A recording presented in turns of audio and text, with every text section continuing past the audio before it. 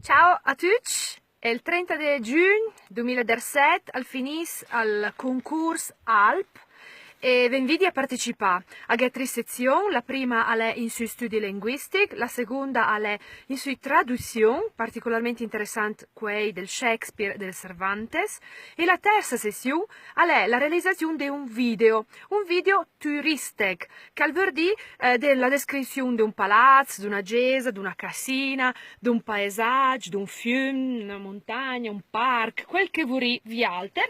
L'importante è che il video sia integralmente in lingua e dunque anche la parte, il titolo, magari anche il titolo di cua e ha un punteggio di valutazione che considera anche quanta lei parla e se ha di sottotitoli in lingua naturalmente e la lunghezza